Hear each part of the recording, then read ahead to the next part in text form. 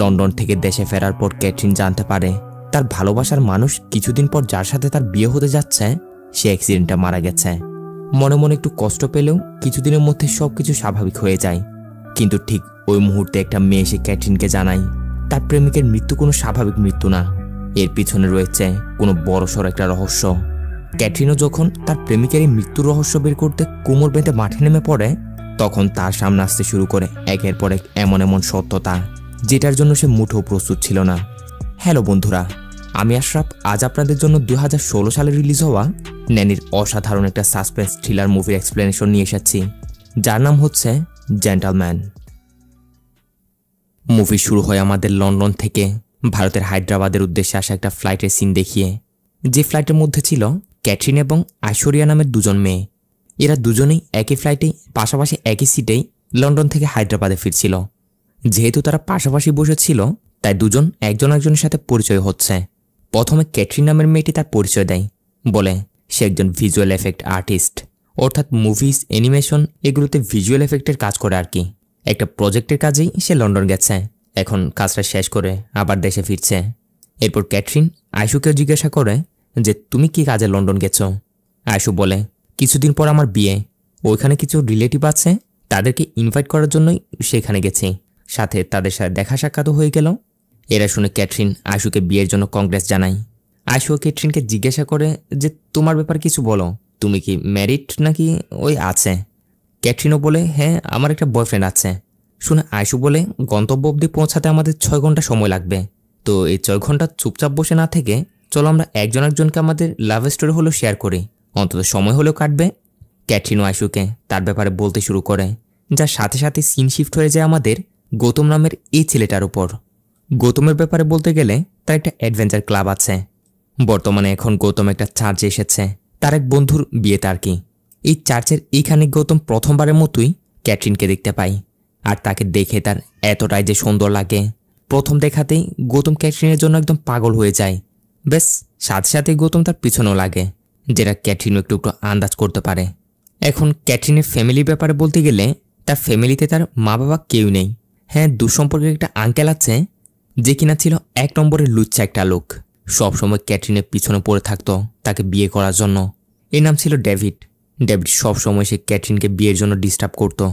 এই ডেভিডের জ্বালায় ক্যাটরিন এই বাসা ছেড়েও অন্য বাসায় শিফট হতে যাচ্ছিল, কিন্তু ওইখানেও এসে ডেভিড আবারও তাকে ডিস্টার্ব করে যাচ্ছে। আর ক্যাটরিনের সাথে জোর জবরদস্তি করার ওই মুহূর্তে সেখানে এন্ট্রি হয় গৌতমের। এটা দেখে তো গৌতম এসে এই ডেভিডের বেটাকে ধরে কথা ছাড়া মারধর করতে শুরু করে দেয়। যেহেতু গৌতম ক্যাটরিনকে ভালোবাসতে শুরু করেছে তাই তার ভালোবাসার মানুষকে এভাবে বিরক্ত হতে দেখে গৌতম ডেভিডকে আচ্ছা মতো খেলায়, আর খেলিয়ে টেলিয়ে যে যার মতো করে চলে যায়। এরপর থেকে গৌতম ক্যাটরিনের পুরো কুণ্ডলি বের করে তাকে জায়গায় জায়গায় ফলো করতে শুরু করে। কখনো সে চলে যায় ক্যাটরিনের অফিসে, আবার কখনো হয়ে যায় ফুড ডেলিভারি বয়, আবার কখনো কখনো তাকে দেয় আজব আজব গিফট। গৌতম ছিল অনেকটাই ওই রকমেরই ছেলে, একটু ফুঁদা টাইপের হলেও মন ছিল অনেক ভালো। তাই ক্যাটরিনও তাকে ভালো না বেশি কি পারে, অল্প সময়ের মধ্যেই দুজনের ভালো একটা সম্পর্ক হয়ে যায়, অর্থাৎ প্রেমের সম্পর্ক আর কি। এখন গৌতমের ফ্যামিলিতে ছিল শুধু তার মা। গৌতম ক্যাটরিনকে তার মায়ের সাথেও পরিচয় করিয়ে দেয়, বাসায় নিয়ে আসে। মূলত এইভাবে শুরু হয় গৌতম এবং ক্যাটরিনের লাভ স্টোরি। জমিয়ে তারা অনেক দিন প্রেম করে। তারপর একদিন অফিসের বিশেষ একটা কাজে কয়েক সপ্তাহের জন্য ক্যাটরিনকে লন্ডনে যেতে হবে। ব্যাস এইটুকু অবধি ছিল তার লন্ডনে আসার কারণ। সিন প্রেজেন্টে ক্যাটরিন আয়ুষকে বলে এটাই ছিল আমার লাভ স্টোরি। অল্প সময়ের মধ্যে আমি গৌতমকে অনেক ভালোবেসে ফেলেছি, কারণ সে ছিল ওই রকমের।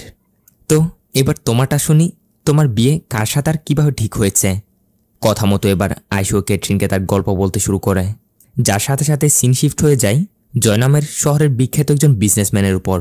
কিন্তু এইখানে আমরা দেখি এই জয় তো দেখতে হুবহু গৌতমের মতোই, নাকি দুজনেই একজন তা অবশ্য আমরা পরে জানতে পারবো। তবে মাথায় রাখবেন এটা কিন্তু জয়, গৌতম না। এই জয় হচ্ছে শহরের সফল একজন বিজনেসম্যান। একটা অনুষ্ঠানের মধ্যে তাকে অ্যাওয়ার্ড দেওয়া হচ্ছে। জয়ের সাকসেস এবং তার কাজের কারণে তাকে কম বেশি সবাই চেনে, যার মধ্যে একজন ছিল মূর্তি নামের এই লোকটিও। এই মূর্তিও হচ্ছে শহরের নামকরা একজন বিজনেসম্যান। মূর্তির পাশে যে ছেলেটিকে দেখতে পাচ্ছেন তার নাম হচ্ছে ভামসি। ভামসি যদিও মূর্তির ছেলে না, তবে মূর্তি ভামসিকে তার ছেলের মতোই মানে। ভামসিও মূর্তির বিজনেসের দেখাশোনা করে। মূলত জয়কে দেখে তার কথাবার্তা শুনে তারা জয়ের কাছে একটা বিজনেস প্রপোজাল নিয়ে এসেছে। বলে তাদের দুজনের কোম্পানি এক হয়ে কাজ করবে। যেহেতু দুজনের অনেক নাম ডাক, তাই এতে অনেক লাভ হবে। মূর্তি তো জয়ের উপর এতটা ইমপ্রেস ছিল, সিদ্ধান্ত নেই সে তার একমাত্র মেয়ের বিয়ে করাবে তো জয়ের সাথে করাবে। আর তার মেয়েও ছিল অন্য কেউ না, তার মেয়ে হচ্ছে সে আয়শু। আয়শুকে মূর্তি জয়ের সাথে দেখা করার জন্য পাঠায়। জয়ও আয়শুর সাথে দেখা করে। দুজনে বসে একজন একজনের সাথে পরিচয় হয়ে নেয়। আয়শু জয়কে বলে, আমাদের বাবা মা তো চায় আমাদের বিয়ে হোক, কিন্তু আমার মনে হয় এর আগে আমাদের দুজনের একজন একজনকে ভালো করে চেনা উচিত, দুজন একজন আরেকজনকে ভালো মতো জানা উচিত। এর জন্য আমার কাছে দারুণ একটা প্ল্যানও আছে। চলো কয়েকদিনের জন্য আমরা এখান থেকে দূরে কোথাও ট্যুরে যাই। কোথায় যাব, কিভাবে যাব, ওই ব্যাপারে আমাদের পরিচিতদের মধ্যে কেউই জানতে পারবে না। আমরা না কোনো মোবাইল ফোন নিয়ে যাব, না কোনো টাকা পয়সা। এগুলো ছাড়াই আমাদের দুদিন সার্ভাইভ করতে হবে। তাহলেই না দুজন একজন একজনের ব্যাপারে ভালো মতো জানতে পারবো। এখন আয়শুরের প্ল্যানটা জয়েরও অনেক ভালো লাগে। পরের দিনে প্ল্যান বানিয়ে দুজন বেরিয়ে পড়ে কোড়াইকানাল নামের কোনো একটা জায়গার উদ্দেশ্যে। সাথে না কোনো মোবাইল ফোন, না কোনো টাকা পয়সা। মানুষজনের কাছ থেকে কোনো রকম লিফট নিয়ে এখান অব্দি এসে পৌঁছে। কিন্তু এখানে এসেই আয়শুর অনেক পরিমাণে খিদে লেগেছে, তবে সাথে কোনো টাকা পয়সা নেই। দুজন একটা প্ল্যান বানিয়ে ওইখানে একটা ফ্রুটের দোকানে যায়। আর এখানে তারা ফ্রুট কেনার নাম করে এক একটা করে সবগুলো ফ্রুট টেস্ট করার নাম দিয়ে সেগুলো খেতে শুরু করে। কিন্তু প্রত্যেকটা ফ্রুট টেস্ট করতে করতে তারা বলছিল, এটা ভালো নয়, এটা মিষ্টি না, এরকম বলতে বলতে খেয়ে চলেছে আর কি। এভাবে খেয়ে দিয়ে পেট ভরে গেলে দেয় এক দৌড়, কারণ তাদের কাছে তো কোনো টাকা পয়সা নেই। আবার ওইখান থেকে একটু সামনে আসতে তারা দেখে সেখানে কোনো একটা প্রতিযোগিতার অ্যানাউন্সমেন্ট চলছে, যেটা ছিল কিছুটা এরকমের। এখান থেকে প্রত্যেকজন কাপলকে কোনো কিছু না খেয়ে দিয়ে একটা নির্দিষ্ট পাহাড়ের চূড়া অব্দি পৌঁছাতে হবে। যে কাপল সর্বপ্রথম সে গন্তব্য অব্দি পৌঁছাতে পারবে সেই কাপলই হবে সবচেয়ে শ্রেষ্ঠ কাপল। সাথে পুরস্কার হিসেবে তাদের দেওয়া হবে 5,000 টাকা। জয় এবং আয়শু সিদ্ধান্ত নেই তারা ওই কম্পিটিশনে অংশগ্রহণ করবে, কারণ তাদের টাকাগুলো প্রয়োজন ছিল। ব্যাস, তারপরে শুরু হয় সে কম্পিটিশনটা। একে একে অনেকগুলো কাপল যে যার আগে পারছিল গন্তব্য অব্দি যাওয়ার চেষ্টা করছিল, কিন্তু পাহাড় জঙ্গল এগুলো পাড়ি দিয়ে অত দূর অব্দি যাওয়া এতটা সহজ ছিল না। আয়শুও তো অর্ধেকে সে হাল ছেড়ে দিয়েছিল, তবে জয় তাকে কাঁধে করে নিয়ে যেমন তেমন করে সবার প্রথমে গন্তব্য অব্দি পৌঁছে যায়। অর্থাৎ এই কম্পিটিশনের বিজয়ী হয় তারাই। কিন্তু যখন পুরস্কারের টাকা দেওয়ার নাম আসে, প্রথমে কম্পিটিশনের লোকেরা জয়দের হাতে টাকাগুলো দেয় তো ঠিকই, কিন্তু আবার পরে গিয়ে বলে এই টাকাগুলো দিয়ে আপনারা কি করবেন, এর চেয়ে ভালো এইগুলো আপনারা আমাদের অনাথ অসহায় এই ধরনের বাচ্চাদের চ্যারিটিতে দান করে দিন। তো লোকলজ্জায় পড়ে জয়দেরও কিছু করার নেই, টাকাগুলো তারা চ্যারিটিতে দান করে দেয়। এদিকে আবার রাতও হয়ে আসছিল, থাকার জন্য একটা ব্যবস্থা তো করতেই হবে। এর জন্য জয়রা পাশে একটা হোটেলে এসে এই হোটেলে একজন মহিলাকে তার কাজে সাহায্য সহযোগিতা করতে শুরু করে। তাকে রুটি বানিয়ে দেয়, সবকিছু পরিষ্কার পরিচ্ছন্ন করে দেয়, অর্থাৎ ওয়েটার হিসেবে কাজ করে আর কি। ফলে আজ রাত কোনোরকম তাদের থাকা খাওয়ার ব্যবস্থা হয়ে যায়। ওই রাতটা তারা ওই মহিলা সেখানে কাটিয়ে দেয়। পরের দিন সকালে জয় এবং আয়শু ঘুরতে সেখানে একটা পাহাড়ের দিকে যায়। ওইখানে পাহাড়ের একটু ভিতরে যেতেই একটা বিশেষ মাশরুম দেখে জয় সেখানে দাঁড়িয়ে পড়ে। এরপর আয়শুকে সেই মাশরুমের ব্যাপারে বলতে শুরু করে। বলে এই মাশরুমের বিশেষ গুণ হচ্ছে যদি এটা কেউ খায় তাহলে তার মধ্যে আজব রকমের নেশা হতে শুরু করে। চোখের সামনে ছোট ছোট জিনিসকেও সে বড় বড় দেখতে শুরু করে। এটা শুনে আয়শু তো জেদ ধরে সেই মাশরুমটা খেয়ে দেখবে। আর জেদ ধরে সেই মাশরুম খায় তো ঠিকই, কিন্তু তারপরে শুরু হয় তার আজব রকমের সব কাণ্ড। চোখের সামনে তার সব জিনিসগুলো আজব রকম লাগতে শুরু করে। এমনকি এক পর্যায়ে তো সে অজ্ঞানী হয়ে যায়। জয় তাড়াতাড়ি তাকে সেখানে পাশে একটা হসপিটাল নিয়ে যায়। ওইখানে তার ট্রিটমেন্ট চলে। ডক্টরও জানায় সেফটির জন্য তাকে কালকে রিলিজ দেওয়া হবে, আজ তাকে হসপিটালে অ্যাডমিট হতে হবে। ওই মাশরুম খাওয়ার ফলে শরীরে জ্বর উঠে আয়শুর অবস্থা অনেক খারাপ হয়ে গেছিল। এখন ওষুধপত্র চিকিৎসা তো লাগবেই, কিন্তু এর জন্য টাকার যে প্রয়োজন ছিল জয়ের কাছে তো টাকা নেই। তাই জয় আয়শুকে হসপিটালে রেখেই টাকার কোনো একটা ব্যবস্থা করতে বের হয়। হসপিটালের বাইরে সেখানে বাজারে কাঁচা শাকসবজির বড় একটা গাড়ি দাঁড়িয়েছিল। এই সবজিগুলো সেখান থেকে অন্য কোথাও ডেলিভারি দিতে হবে, কিন্তু সমস্যা হচ্ছে যে ড্রাইভারের সবজিগুলো নিয়ে যাওয়ার কথা সেই ড্রাইভার অনেক পরিমাণে নেশা করে আছে, যার জন্য মালিকও তাকে বকছে যে এমন হালতে এতগুলো জিনিস তুমি কিভাবে নিয়ে যেতে পারবে, কত লাখ লাখ টাকার সবজি এখানে, যদি একটু কিছু হয়ে যায় তাহলে তো শেষ। জয় সেখানে দাঁড়িয়ে সব শুনছিল। আর এই সুযোগে সে মালিককে এসে বলে যে স্যার, আমি জিনিসগুলো গন্তব্য পৌঁছে দিতে পারবো, এর বদল আপনি আমাকে সামান্য কিছু টাকা দিলেই হবে। জয়ের প্রস্তাব শুনে মালিকও রাজি হয়, কারণ সবজিগুলো রাতারাতি ডেলিভার করতে হবে। বেশ, জয় সবজি সে ভ্যানটা নিয়ে বেরিয়ে পড়ে। রাতের অন্ধকারে ক্ষণক্ষণে শীতের মধ্যে জয় যেমন তেমন করে সেই সবজি সবগুলো গন্তব্য অবধি পৌঁছে দেয়। আর এগুলো ডেলিভার করে ফেরত আসতে আসতে সকালও হয়ে যায়। সে সবজির মালিকও জয়ের উপর অনেক খুশি, কারণ সে তার কথা রেখেছে। খুশি হয়ে সে জয়কে 1002 টাকা দেয়, যে টাকাগুলো দিয়ে জয় আয়ুর ট্রিটমেন্ট খরচ, তার জন্য ওষুধপত্র এগুলো কিনে। এদিকে আয়ু তো ঘুম থেকে উঠে জয়কে দেখতে না পেয়ে তাড়াতাড়ি বাইরে ছুটে আসে, আর বাইরে সে সব কিছু জানতে পারে যে রাতের ক্ষণক্ষণে ঠান্ডার মধ্যেও জয় শুধুমাত্র তার জন্যই এত কষ্ট করে ভ্যান চালিয়ে সবজি ডেলিভারি করতে গেছিল। ব্যাস, এটা জেনে আয়ুর জয়কে ভালোবাসার জন্য আর কোনো কারণ লাগে না। জয় যে আয়ুকে কতটা ভালোবাসে আর কতটা আগলে রাখতে পারবে ওটা প্রমাণ হয়ে যায়। দেখতে দেখতে তাদের 2 দিনও কমপ্লিট হওয়ার পথে। টার্গেট মতো পুরোপুরি দুজন একজন একজনের ব্যাপারে ভালো মতো জেনে গেছে। দুজন একজন একজনকে প্রপোজও করে দেয়, আর এভাবেই দুজনের বিয়ের দিন তারিখও ঠিক হয়। এরপর কিছু রিলেটিভদের বিয়েতে ইনভাইট করার জন্য মূলত আয়ু লন্ডন গিয়েছিল। এতটুকুই ছিল আয়ুর স্টোরি সিন প্রেজেন্টে। আর গল্প বলতে বলতে ফ্লাইটও হায়দ্রাবাদে এসে ল্যান্ড করে। এই জার্নিতে আয়ু এবং ক্যাটরিনের মধ্যে তো একেবারে পাক্কা দুস্তি হয়ে যায়, অর্থাৎ ভালো একটা বন্ধুত্ব হয়ে যায় আর কি। দুজন কথাবার্তা বলতে বলতে এয়ারপোর্ট থেকে বের হতেই আয়ুকে পিক আপ করার জন্য আগে থেকেই জয় এসে দাঁড়িয়েছিল। আয়ুকে দেখে জয় হাত দেখাতে শুরু করলে এইখানে ক্যাটরিন আয়ুর বয়ফ্রেন্ড সেই জয়কে দেখে একদমই হতবাক, কারণ জয় দেখতে তো হুবহু তার বয়ফ্রেন্ড গৌতমের মতোই। প্রথমে তো ক্যাটরিন বড়সড় একটা ঝটকা খায়, তার মাথায় তো কিছু ঢোকে না। কিন্তু পরে আয়ুও যখন তার হবু বরের সাথে ক্যাটরিনের পরিচয় করিয়ে দেয়, আর জয় যখন তার নিজের পরিচয় দেয়, তখন ক্যাটরিন একটু একটু বিশ্বাস করে নেয়।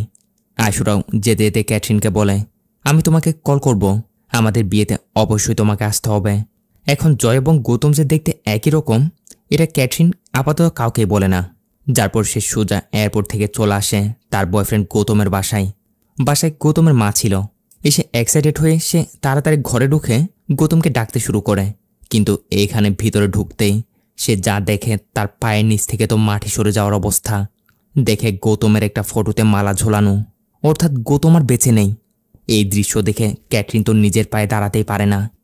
গৌতমের মা ক্যাটরিনকে সবকিছু বলতে শুরু করে, বলে আজ থেকে 10 দিন আগেই একটা অ্যাক্সিডেন্টে গৌতমের মৃত্যু হয়ে গেছে। একটা ডুবা থেকে পুলিশ তার গাড়িসহ তার লাশ উদ্ধার করেছে। বেটা, আমি তোমাকে এসব জানাতে তো চেয়েছিলাম, কিন্তু কিভাবে তোমার সাথে কন্ট্যাক্ট করব? তোমার নাম্বার তো আমার জানা নেই। ক্যাটরিন কিছুতে বিশ্বাস করতে পারছে না, কান্নায় সে একদমই ভেঙে পড়ে। সে কিছুতে মানতে পারছে না যে গৌতম আর বেঁচে নেই। সিন শিফট হয়ে দিকে জয়দের উপর। জয়ের আপন একটা চাচা ছিল, যেও কিনা কিছুদিন আগে নিজে নিজে আত্মহত্যা করে নিয়েছে, যার ফলে তাদের বিয়ের ডেটও কিছুদিন পিছানো হয়েছে। যাই হোক, এভাবে কিছুদিন পার হয়। এরপর একদিন আমরা দেখি একটা মেয়ে ক্যাটরিনের কাছে আসে তার সাথে দেখা করতে। মেয়েটি ক্যাটরিনকে তার পরিচয় দেয়, তার নাম নাকি নিত্যা, আর সে নাকি একজন রিপোর্টার।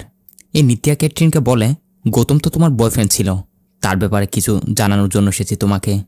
গৌতম আমার অনেক ভালো একজন বন্ধু ছিল। আমার মনে হয় তার মৃত্যুটা কোনো অ্যাক্সিডেন্ট না, তাকে জেনে বুঝে মারা হয়েছে। আচ্ছা, তোমার মতে কি গৌতমের কোনো শত্রু ছিল কি? হয়তো তার কোনো শত্রুই এই কাজটা করতে পারে। ক্যাটরিন বলে, গৌতমের শত্রু বলতে তেমন তো কেউ ছিল না। আমার জন্য একদিন গৌতম ডেভিড নামে আমার দুঃসম্পর্কের এক আঙ্কেলকে অনেক মেরেছে, কারণ ওই ডেভিড আমার সাথে জোর জবরদস্তি করছিল। ওই দিন থেকে হয়তো গৌতমের সাথে তার শত্রুতা আমি শুরু হয়। ক্যাটরিনটা এখন এটাই আন্দাজ করে কোনো এই শত্রুতা আমি থেকেই ডেভিড গৌতমকে মারা নিত। ক্যাটরিনটা সাথে সাথেই এদিক সেদিক ডেভিডকে খুঁজতে শুরু করে দেয়। কিন্তু এভাবে খুঁজতে খুঁজতে তারা জানতে পারে অতিরিক্ত পরিমাণে ড্রাগস নেওয়ার ফলে ডেভিড নাকি কোমায় চলে গেছে। বেশি দিন হচ্ছে না, আজ থেকে কয়েকদিন আগেরই কথা। ক্যাটরিনার সাথে সাথে সেই হসপিটালে এসে উপস্থিত, যেখানে ডেভিডকে অ্যাডমিট করা হয়েছে। কিন্তু এইখানে এসে ক্যাটরিনা আবার জানতে পারে এই কিছুক্ষণ আগেই কেউ নাকি ডেভিডকে হসপিটাল থেকে ডিসচার্জ করে নিয়ে গেছে। এটা শুনে তাড়াতাড়ি ক্যাটরিনা বাইরে এসে দেখে ডেভিডকে কারা যেন গাড়িতে তুলে এখান থেকে নিয়ে যাওয়ার চেষ্টা করছিল। ক্যাটরিনা দৌড়ে তাড়াতাড়ি গাড়িটার পিছু নিতে শুরু করে দেয়। এইভাবে অনেকক্ষণ দৌড়ানোর পর এক পর্যায়ে গিয়ে ক্যাটরিন দেখে ডেভিডকে যে গাড়িতে করে নিয়ে যাওয়া হচ্ছিল সেই গাড়িটা অন্য কেউ চালাচ্ছিল না, বরঞ্চ আয়ুর সেই হবু বর অর্থাৎ গৌতমের মতো দেখতে সে জয় চালাচ্ছিল, অর্থাৎ ডেভিডকে জয় নিয়ে যাচ্ছে। ক্যাটরিনদের এখন পুরোপুরি সন্দেহ চলে যায় জয়ের উপরেই। নিত্যা বলে, এসব কিছুর পিছনে এই জয়ের কোনো না কোনো হাত তো নিশ্চয় রয়েছে। আমি যতটুকু জানতে পারলাম এই জয় এবং আয়ুর বিয়ের জন্য রেডিসন হোটেলটা বুকিং করা হয়েছিল, যেখানে এই জয়ের চাচা নিজে নিজে আত্মহত্যা করে মারা যায়। আবার সেখানে একজন ওয়েটার বলেছিল ঠিক যে সময় জয়ের চাচার মারা যায় ওই সময় নাকি সে জয়ের চাচার সেই রুম থেকে জয়কে বের হতে দেখেছিল। আর তাছাড়াও বেশ কিছুদিন ধরেই জয়দের কোম্পানিতে বড়সড় একটা স্ক্যাম হয়েছে। জয়ের চাচার মৃত্যুর পরপরই গৌতমের অ্যাক্সিডেন্টে মৃত্যু হয়। জয়কে যখন আমি প্রথমবার দেখি গৌতমের মায়ের সাথে এসে এই বিষয়ে আমি কথা বলি। ঠিক তখনই আমার চোখ পড়ে টেবিলের উপর রাখা জয়গৌরী নামের একটা কোম্পানির কার্ডের উপর। আর এই জয়গৌরী কোম্পানিটা ছিল মূলত জয়দেরই। এখন সেই কার্ডটা গৌতমের বাসায় কিভাবে এলো? নিশ্চয় গৌতম এবং জয় আগে থেকে একজন একজনকে চিনে হবে। তাদের মধ্যে কোনো না কোনো একটা সম্পর্ক আছে। আমার মনে হয় এই জয় অনেক বড় কিছু একটা লুকাচ্ছে, যেটা আমাদের খুঁজে বের করতেই হবে। আর এটা সহজ হবে তখনই যখন ক্যাটরিন তুমি যে কোনোভাবেই এই জয়ের কোম্পানিতে কোনোভাবে জয়েন হতে পারো। সিন শিফটের পরের দিন আজ ছিল জয় এবং আয়ুর এঙ্গেজমেন্টের দিন, যেখানে ক্যাটরিন উপস্থিত হয়। সুযোগ বুঝে আয়ুকে সাইডে নিয়ে গিয়ে ক্যাটরিন তাকে তার বয়ফ্রেন্ড যে মারা গেছে সেগুলো জানায়। সাথে এটাও বলে তার একটা চাকরির এখন খুব প্রয়োজন। এটা শুনে আয়ু তার হবুবর জয়ের সাথে কথা বলে তার কোম্পানিতে ক্যাটরিনের একটা চাকরির ব্যবস্থা করে দেয়। প্রথম দিকে অবশ্য এটা শোনার পর জয়ের রিয়াকশন একটু চেঞ্জ দেখা দিলেও কিন্তু আয়ুর কথা সে ফেলতে পারে না।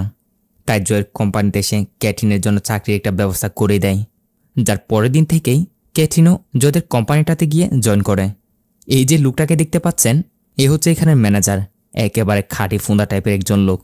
এমপ্লয়ীদেরকে সবসময় এমনভাবে কড়া নজরে রাখে যেন এমপ্লয়িরা এখানে কম্পিউটার আর ফ্রি ওয়াইফাই ইউজ করে কোনো খারাপ কিছু করছে কিনা।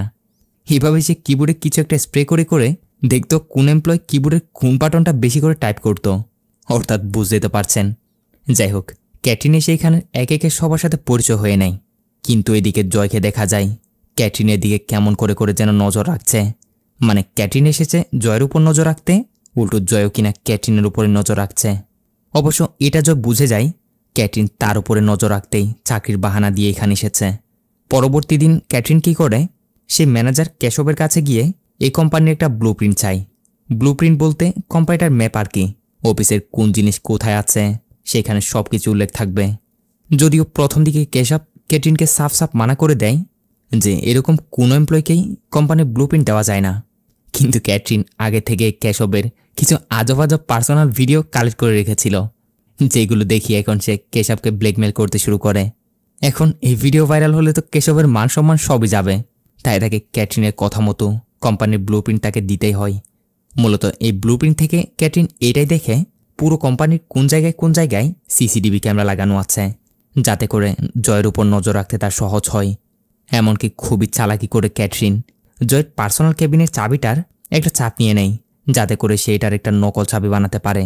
অর্থাৎ এটা দিয়ে সে জয় অফিসে না থাকা অবস্থায় তার সে ক্যাবিনে ঢুকে সেখানে ভালো করে তল্লাশি নিবে। পরবর্তী দিন দেখা যায় জয় টাকার একটা ব্যাগ নিয়ে তাড়াহুড়ো করে কোথাও যাচ্ছিল, যেটা নোটিস করে রীতিমতো ক্যাটরিনও তার পিছনে লেগে যায়। ফলো করতে করতে দেখা যায় জয় একটু দূরে একটা ফার্ম হাউস এসে ঢুকছে। অবশ্য পিছন পিছন ক্যাটরিনও এখানে এসে গেছিল।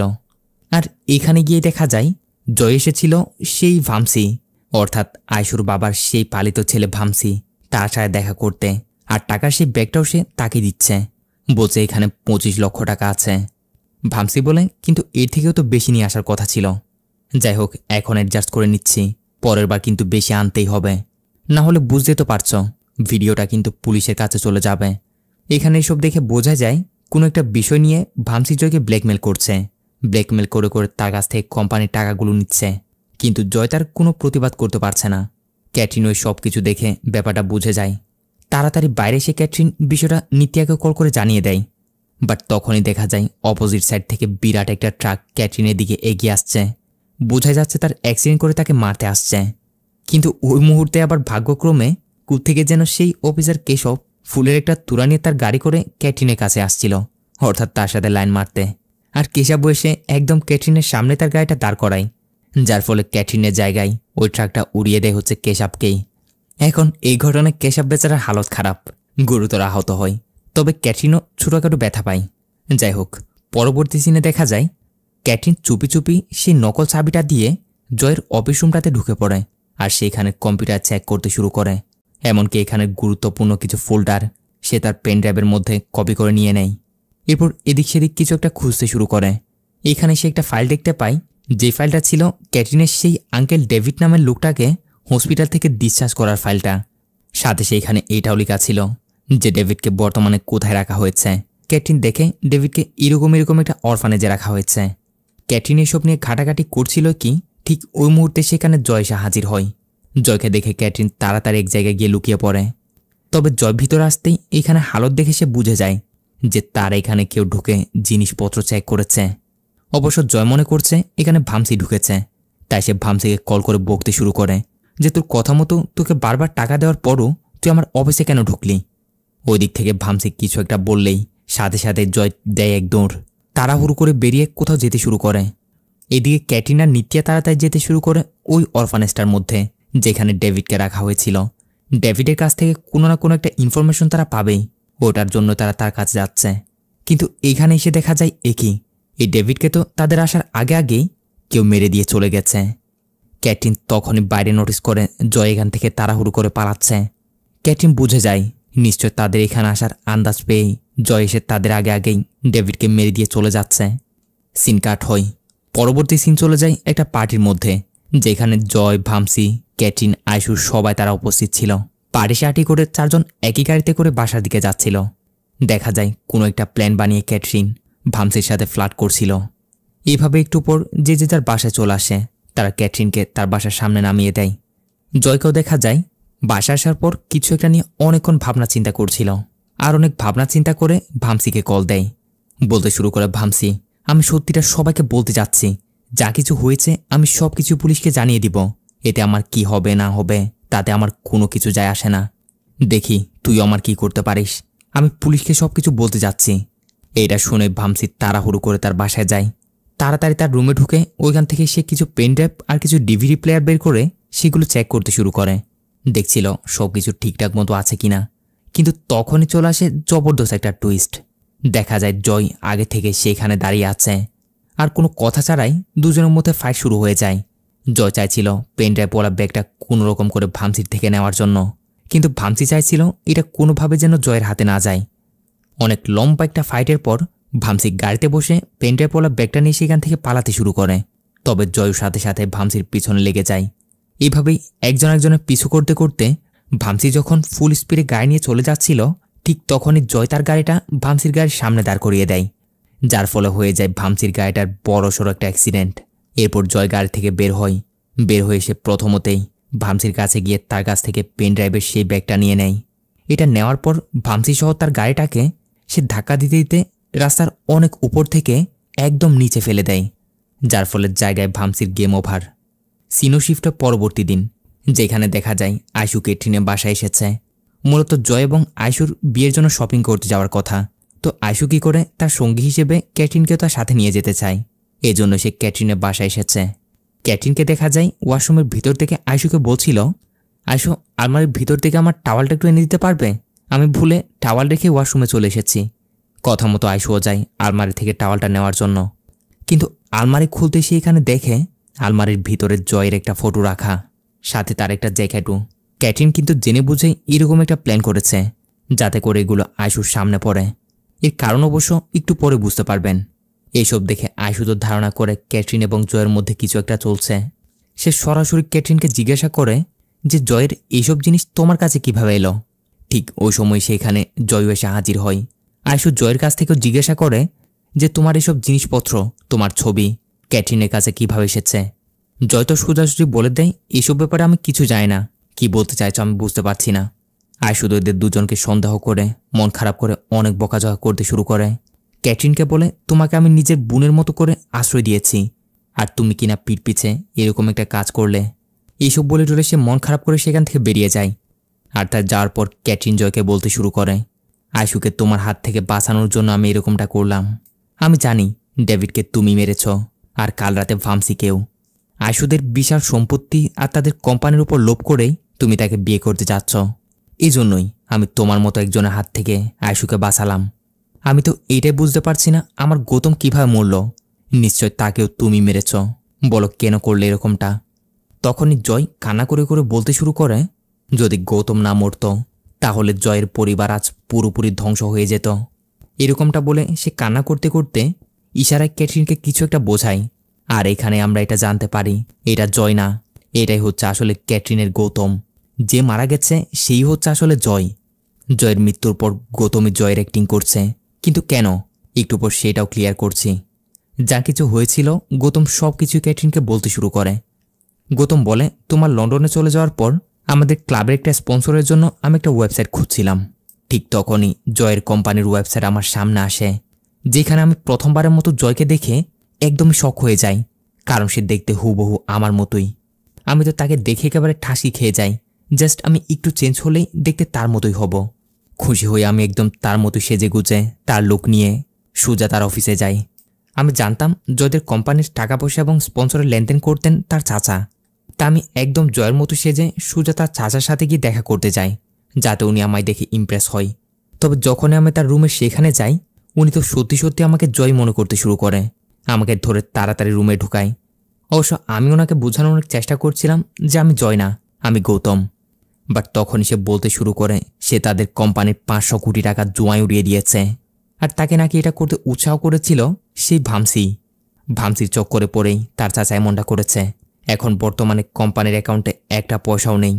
আয়ুর বাবাকে আমি বলেছি, উনি বলেছে কোনো একটা হেল্প করবে।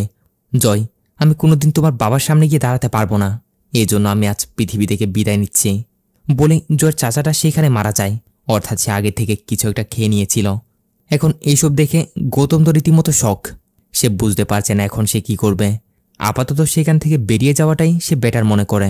তবে যখন এখান থেকে সে বের হতে যাচ্ছিল, তখন সেখানে তাকে দেখে নেয় হোটেলে একজন ওয়েটার।